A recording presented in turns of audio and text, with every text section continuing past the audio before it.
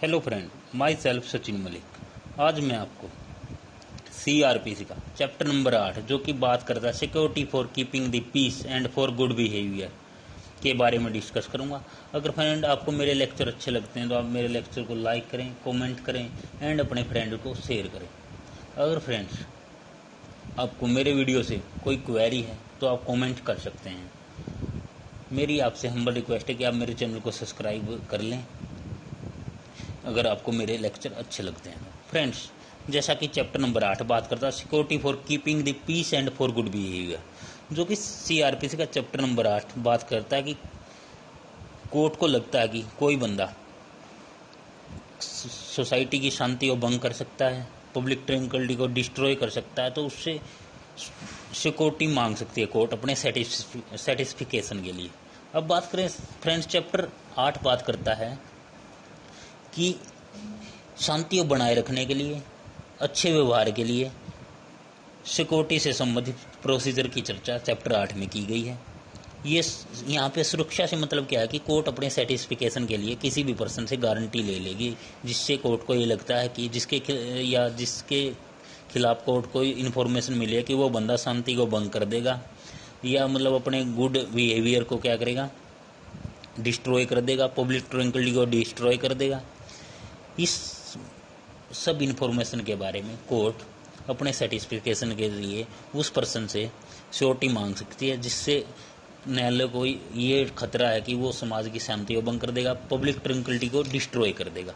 अब बात करें फ्रेंड्स सिक्योरिटी जो होती है वो एक तरह की गारंटी होती है। सिक्योरिटी मीन्स एक तरह की गारंटी होती है, जैसे कि उसकी प्रॉपर्टी को अपने पास रख लेंगे कुछ लिमिटेड टाइम के लिए सिक्योरिटी के तौर पे, या कोई अमाउंट ऑफ मनी ले लेंगे सिक्योरिटी के तौर पे कि आप इतने टाइम के लिए कोर्ट में बॉन्ड एग्जीक्यूट करवाओ ताकि आपके खिलाफ जो इन्फॉर्मेशन मिली है उसकी इंक्वायरी हो सके, इन्फॉर्मेशन के रिगार्डिंग ये सब कुछ होएगा। अब बात करें फ्रेंड्स बॉन्ड की। बॉन्ड क्या होता है? बॉन्ड एक तरह का रिटर्न एग्रीमेंट होता है। उसमें मेंशन होता है कि ये इस बंदे के खिलाफ से इतने इस ऑफेंस के अगेंस्ट ये सिक्योरिटी ली जा रही है, एक तरह का रिटर्न एग्रीमेंट होता है। अब बात करें श्योरिटी की। श्योरिटी होता है कि जो बंदा सिक्योरिटी दे रहा है उसकी श्योरिटी के लिए कोई अनदर पर्सन कि हाँ ये बंदा सही है, इसका करेक्टर सही है, ये सब श्योरिटी की लायबिलिटी होती हैं। जो बंदा सिक्योरिटी दे रहा है ना उसके बारे में श्योर करना मतलब कोर्ट को कि हाँ ये बंदा जो सिक्योरिटी दे रहा है ये सही है, ये सही रहेगा, ये सोसाइटी की पीस को डैमेज नहीं करेगा, पब्लिक ट्रैंक्विलिटी को डिस्ट्रॉय नहीं करेगा। तो ये सब प्रकार की बातें चैप्टर 8 डील करता है। अब बात करें जो सिक्योरिटी है वो एक तरह की कोर्ट की क्या है, जुडिशियल प्रोसीडिंग है। और जो सिक्योरिटी है ये श्योरिटी के साथ ली जा सकती है विद और विदाउट, ये कोर्ट की डिस्कशनरी पावर है। जो कि चैप्टर 8 है ये नॉर्मली 3 बातें डील करता है। सिक्योरिटी जो कि मैंने बता दिया एक तरह की गारंटी होती है, बॉन्ड एक तरह का रिटन एग्रीमेंट होता है, श्योरिटी एक तरह का सिक्योरिटी देने वाले बंदे के करेक्टर के बारे में बताता है कि ये बंदा सही है। और ये सब चीज़ें इस चैप्टर में मेंशन की गई हैं। और एक इस चैप्टर में जो बात की गई है वो मेन है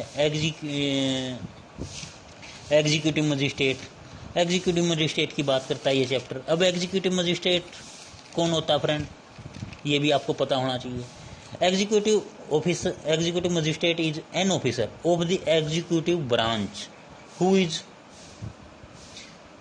issuing the power who is investigation power of both law IPC and CRPC की। एग्जीक्यूटिव मजिस्ट्रेट एक कार्यवाहक ऑफिसर होता है जिसको IPC में भी पावर दी गई है और CRPC में पावर दी गई है। जैसे कि CRPC में सेक्शन 107 से 110, 133 से 144 तक एग्जीक्यूटिव मजिस्ट्रेट को पावर दी गई है। और जैसा कि अब चैप्टर की बात करें हम friends, chapter 8 security for keeping the peace and good behaviour की बात करता है। सेक्शन 106 बोलता है फ्रेंड, सेक्शन 106 ये कहता है कि security for keeping the peace on conviction, कि ये बात करता कि किसी पर्सन को कन्विक्शन हो चुकी है IPC में 3 सेक्शन को छोड़कर 154, 153A, 153B। कोई भी ऑफेंस करता है इन 3 ऑफेंस को छोड़ के, तो उस बंदे से सिक्योरिटी ली जाएगी। अब सिक्योरिटी कौन लेगा और सिक्योरिटी किसके ली जाएगी कि उसको कि किसी कोर्ट को ये सेक्शन बात करता है कि कोई पर्सन है जिसकी कन्विक्शन हो चुकी है आईपीसी के 3 सेक्शन छोड़कर 154, 153A, 153B को छोड़कर अगर कोई ऑफेंस कमिट करता है जिससे पब्लिक डिस्ट्रॉय हो रही, पब्लिक ट्रंक्विलिटी डिस्ट्रॉय हो रही है, पब्लिक की जो सोसाइटी है, जो पब्लिक की जो पीस है वो डिस्ट्रॉय हो रही है, तो जो सेशन जज है, जुडिशल मजिस्ट्रेट फर्स्ट क्लास है और रिविजनल कोर्ट है, अपीलांट कोर्ट है, वो सिक्योरिटी ले सकते हैं। कितने ईयर के लिए? 3 ईयर के लिए, विद और विदाउट शॉर्टेज। वो कोर्ट की डिस्कशनरी पावर है। अब बात करें फ्रेंड्स 107 की। 107 बात करता है security for keeping peace in another cases, कि कोई एग्जीक्यूटिव मजिस्ट्रेट है, उसको इन्फॉर्मेशन मिली है कि कोई बंदा है वो सोसाइटी की पीस को डैमेज कर सकता है, पब्लिक ट्रंक्विलिटी को डिस्ट्रॉय कर सकता है, तो वो कोर्ट क्या है, वो उसके पास कॉम्पिटेंट पावर है, डिस्कशनरी पावर है कि वो विद और विदाउट शॉर्टिंग 1 ईयर के लिए उस बंदे से सिक्योरिटी लेगी जिसके बारे में उसको इन्फॉर्मेशन मिली है, वो विद और विदाउट शॉर्टी लेगी। अब वो उसके पास डिस्कशनरी पावर है। अब बात करें फ्रेंड्स डिफरेंस की, 106 सेक्शन 106 और 107 में। 106 बात करता है जो बंदा कन्विक्शन हो चुकी है जिस बंदे की, उस, और जो 107 वो बात करता है कि किसी की इन्फॉर्मेशन मिली है एग्जीक्यूटिव मजिस्ट्रेट की कि वो बंदा शांति को भंग कर देगा। और जो 106 उसमें से जो सिक्योरिटी है वो 3 ईयर के लिए ली जाएगी। 106 जो 107 उसमें सिक्योरिटी 1 ईयर के लिए ली जाएगी। अब बात करें फ्रेंड्स सेक्शन नंबर 108 की। 108 बात करता है गुड बिहेवियर की। जो पहले वाले बंदे थे वो करते थे किसकी? कीपिंग सिक्योरिटी, शांति बनाए रखने के लिए। 106 और 107 करते हैं शांति बनाए रखने की।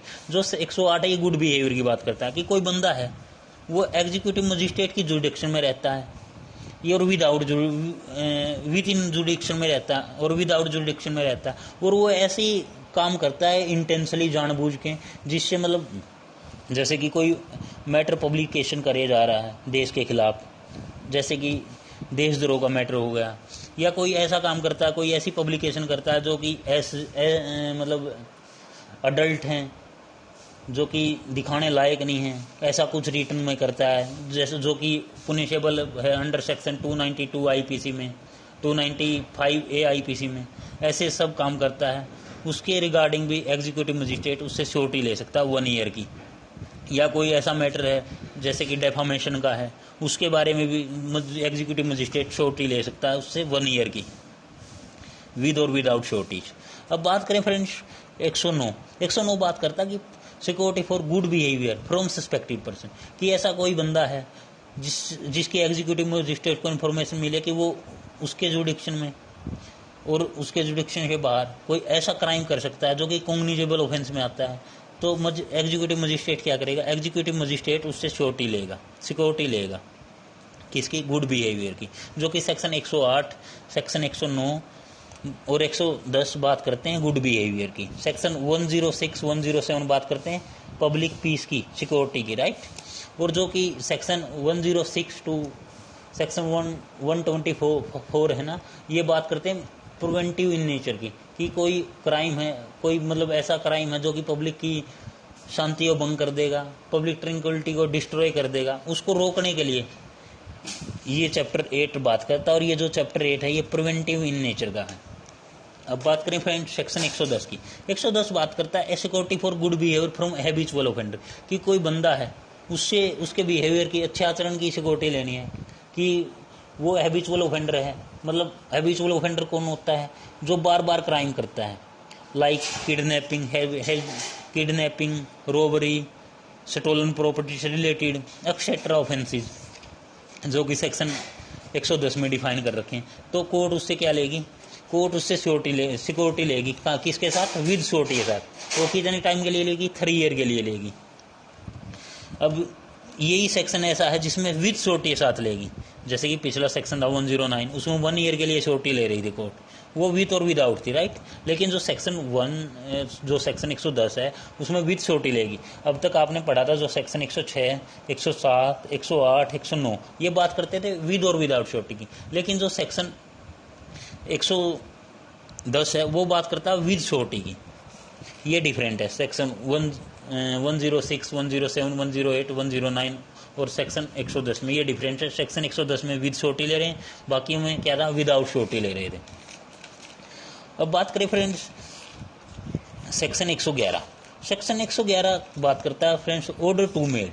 ऑर्डर टू मेड क्या कि ऑर्डर बनाया गया है, कोई मतलब कोई ऑर्डर तैयार किया गया है, उसके बारे में बात करता है। जैसे कि सेक्शन 111 बात करता है order to made when a magistrate acting under section 107, 108, 109, 110। ये बात करता है कि जो 106 से 110 तक नहीं, 107 से 110 तक का प्रोसीजर बताता है कि जो मजिस्ट्रेट कोई ऐसा एक्ट कर रहा था कि उसे 100 कोज नोटिस भेजा था, वो 100 कोज नोटिस भेजता था कि तुम्हारे खिलाफ क्यों ना बॉन्ड एग्जीक्यूट करवाया जाए, क्यों ना तुम्हारे खिलाफ बॉन्ड एग्जीक्यूट करवाया जाए।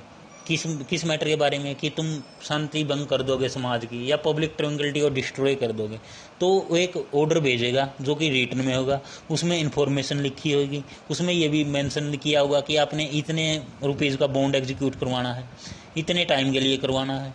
उसमें जो बंदा सिक्योरिटी दे रहा है उसके करैक्टर के बारे में बातें लिखी हुई हैं। ये सब सेक्शन 111 बताता है। और 111 का जो प्रोविज़न है वो मैंडेटरी है फ्रेंड्स, उसको फॉलो करना नेसेसरी है, मैंडेटरी है। अब बात करें फ्रेंड्स 112 की। 112 बोलता है procedure in respect of person present in court, कि जिस पर्सन के खिलाफ ऑर्डर बना है सिक्योरिटी के रिगार्डिंग, अगर वो बंदा कोर्ट में ही मौजूद है तो उसे वो ऑर्डर पढ़ के सुनाया जाएगा, एक्सप्लेन करके बताया जाएगा कि तुम्हारे खिलाफ ये ऑर्डर पास किया है सेक्शन 111 में, तुम्हारे से बॉन्ड एग्जीक्यूट करवाना है इस मैटर के रिगार्डिंग कि तुम पब्लिक ट्रैंक्विलिटी को डैमेज कर दोगे। वो सब बातें उसको पढ़ के बताई जाएंगी अगर वो बंदा कोर्ट में प्रेजेंट है। अब बात करता है सेक्शन 113। 113 बात करता है फ्रेंड समन और warrant in cause of person not present. Section 113 बात करता है समन और warrant in case of person not present, कि जो बंदा है वो कोर्ट में प्रेजेंट नहीं है तो या तो उसके सम्मन करेगी, अगर वो बंदा कस्टडी में तो उसके वारंट करेगी किस मैटर के रिगार्डिंग कि वो बंदा समाज की पीस को भंग कर देगा, पब्लिक ट्रैंक्विलिटी को डैमेज कर देगा, इसके रिगार्डिंग या तो उसको सम्मन भेजा जाएगा अगर वो कोर्ट में प्रेजेंट नहीं। अगर कोई बंदा कस्टडी में तो उसको वारंट भेजा जाएगा इमीडिएटली। अब बात करें फ्रेंड्स सेक्शन 116 की, copy of order to a company summon और वारंट, कि जो ऑर्डर भेजा जाएगा ना सेक्शन 111 में, उसके साथ में कॉपी भेजी जाएगी। कोई भी सम्मन, जिस बंदे का सम्मन किया गया है, जो बंदा कोर्ट में मौजूद नहीं था, उसके अगर सम्मन किया जाता तो उसके जो सेक्शन 111 की उसके साथ कॉपी अटैच की जाएगी। अगर कोई बंदा है जिसके वारंट इशू किया गया है, जो बंदा कस्टडी में, उसके साथ भी उसकी कॉपी अटैच की जाएगी। सेक्शन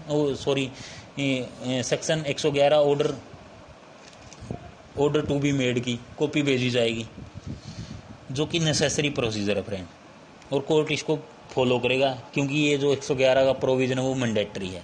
अब बात करें फ्रेंड्स 115 बोलता है power to dispense with the personal attendance. अगर कोर्ट को लगता है कि कोई बंदा है जिसके खिलाफ में बॉन्ड एग्जीक्यूट करवाना है जिसके अगेंस्ट, तो कोर्ट उसकी पर्सनल अटेंडेंस को भी एग्जम्प्ट कर सकती है। कब कि जब उसकी जगह पे उसका प्लीडर आ जाता है तो कोर्ट को पावर है कि वो उसकी पर्सनल अटेंडेंस को डिस्पेंस कर सकती है, एग्जम्प्ट कर सकती है उसके प्लीडर के भी आप पे, राइट।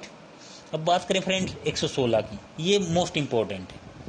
116 बताता है inquiry as the truth information. 116 जो सेक्शन है वो डिफाइन करता है inquiry as the truth information, कि कोई जानकारी मिली है कोर्ट को। अब कैसी जानकारी है, अगर कोई पर्सन सेक्शन 111 के ऑर्डर के बाद सेक्शन 112 में हाजिर हो जाता है, या वो सेक्शन 113 में उसके वारंट या सम्मन निकले हुए हैं, तो कोर्ट क्या करेगी, कोर्ट उस बंदे को कोर्ट में बुलाएगी और उससे क्या करेगी, इंक्वायरी करेगी। किस तरीके से, एक ट्रायल की तरह, जैसे कि सम्मन केस में एविडेंस लेते हैं उस तरीके से इंक्वायरी करेगी। अगर कोर्ट को लगता है कि इंक्वायरी लंबी चलने वाली है तो उससे बॉन्ड एग्जीक्यूट करवा सकती है कि वो बंदा शांति भंग ना करे। या कोई हैबिचुअल ऑफेंडर है तो उसके जो नेबरर हैं उससे भी एविडेंस लिया जाएगा। जैसे कि सेक्शन 107 तो बात करता था कीपिंग गुड सिक्योरिटी की, लेकिन सेक्शन 108, 109, 1010 बात करता है किसकी, गुड बिहेवियर की। तो ऐसे पर्सन से जो हैबिचुअल ऑफेंडर है उससे आस पड़ोस से एविडेंस कलेक्ट किया जाएगा जो कि रिक्वायर्ड है। और अगर उस बंदे से अगर ये लगता है कोर्ट को कि हाँ जो प्रो इंक्वायरी है वो लंबी चलने वाली है, तो क्या करेंगे, बॉन्ड एग्जीक्यूट करवा लेंगे ताकि वो समाज की शांति भंग ना करे। और दूसरा जो कि इम्पोर्टेंट बात है इसमें फ्रेंड्स, जो इंक्वायरी और ट्रूथ है वो अगर फालतूली मिलती है या उस बंदे के खिलाफ जो इन्फॉर्मेशन मिली है तो वो सही है, तो कोर्ट क्या करेगी, एक तरीके से उसमें क्या करेगी, उसका बॉन्ड ले लेगी, इंक्वायरी करेगी, और जो बॉन्ड लेगी वो विद श्योरिटी लेगी, सेक्शन 116 जो कि डिफाइन करता है। अब बात करें फ्रेंड 116 के जो इंक्वायरी है वो फालतूली है या मतलब सही है, यही डिसाइड करेगा सेक्शन 116 कि जो बंदा है उसके खिलाफ जो इन्फॉर्मेशन मिली है वो सही है या गलत है। अब बात करें 117 की, ऑर्डर टू गिव सिक्योरिटी। अगर इंक्वायरी उसके खिलाफ प्रोव्यूड हो जाती है तो कोर्ट क्या करेगी, उससे गुड बिहेवियर का एग्जीक्यूट करवाएगी, क्या बॉन्ड विद और विदाउट श्योरिटी, ये कोर्ट की डिस्क्रेशनरी पावर है। और जो बॉन्ड एग्जीक्यूट करवाएगी उसमें जो प्रोसीजर हो गया वो फॉलो हो गया सेक्शन 111 का, सिक्योरिटी ली जाएगी, उसका जो अमाउंट फिल किया जाएगा बॉन्ड में कि इतने पैसे की तुमसे सिक्योरिटी ली जा रही है, करेक्टर के बारे में इंक्वायरी की जाएगी जिस बंदे की सिक्योरिटी ली जाएगी, एक्सेट्रा। अब सेक्शन 118 ये कहता है कि अगर कोई बंदा है उसको इंक्वायरी के टाइम मतलब ये लगता है कि हाँ इसके खिलाफ जो इन्फॉर्मेशन मिली थी वो रॉन्ग है, तो उसको डिस्चार्ज कर देंगे फ्रेंड। आज के लिए इतना ही फ्रेंड, उम्मीद करूँगा आपको मेरा लेक्चर अच्छा समझ में आया होगा। Thank you so much.